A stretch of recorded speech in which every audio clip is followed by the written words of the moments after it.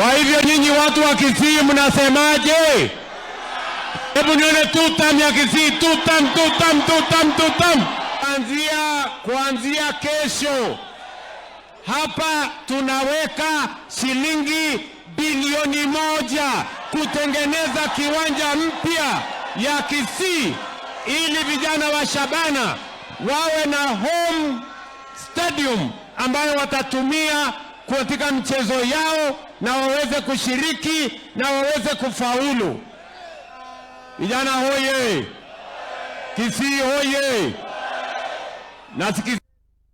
Nimesema hii kiwanja ndani ya miezi 9 iwe imekamilika, hawa vijana wakuja waendelee na mchezo yao. Shabana hoye! Kisii hoye! Pia wameniuliza ya kwamba wakati kiwanja hii itakuwa inatengenezwa hawatakuwa na mahali ya kuchezea mpira na hawatakuwa na mahali popote wanaweza kuchezea. So wameniuliza, Bwana President, kwa hii miezi 9 sisi tutakaa namna gani? Mimi nimewaambia hawa vijana mimi nitawapanga bwana. Nitawapanga. Tunaelewana? Sasa wewe chair na team captain hapo, wakati hii kiwanja inatengenezwa, mimi nitawapatia milioni 20 muweze kujipanga mpaka hii kiwanja yenu ikuwe tayari. Shabana hoye! Shabana hoye! Kisii hoye! Basi mimi nataka niwaeleze, hii kiwanja tumetoa watu wale walikuwa pale, watu wa ASK, tumewapatia shamba kule kwingine, na mimi nataka nimshukuru huyu Governor Simba Paulo Arati kwa kushughulika. Mpaka leo tumesafirisha wale watu wa ASK, wamekubali kwenda kule kwingine, ndio hapa kiwanja hii na kiwanja ya ASK show hapa nyuma tukutanishe, ndio tuweze kutengeneza uwanja wa kimataifa hapa Kisii. Tuendelee ama tuendelee? Tuendelee ama tuendelee? Vile vile mimi niko hapa leo, niko hapa kesho, mimi niko hapa kesho kutwa, mimi niko hapa kesho hiyo ingine, kwa sababu hapa Kisii pia ni nyumbani kwa hasla.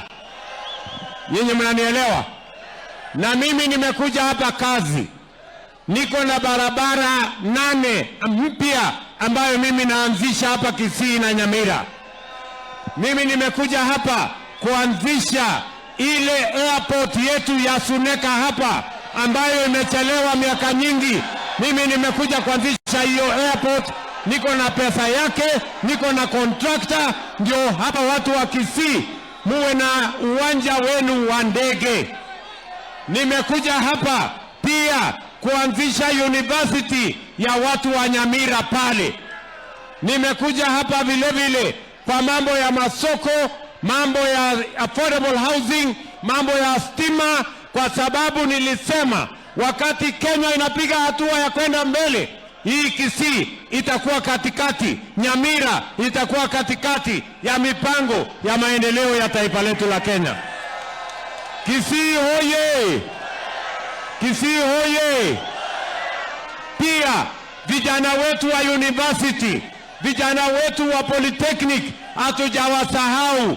Pia kesho na kesho kutwa mimi naanzisha hostels ya university yetu ya kule polytechnic na Tibet zingine, ndio vijana wetu waweze kuishi mahali pazuri wakati tunaendelea na masomo yao na Kenya inasonga mbele.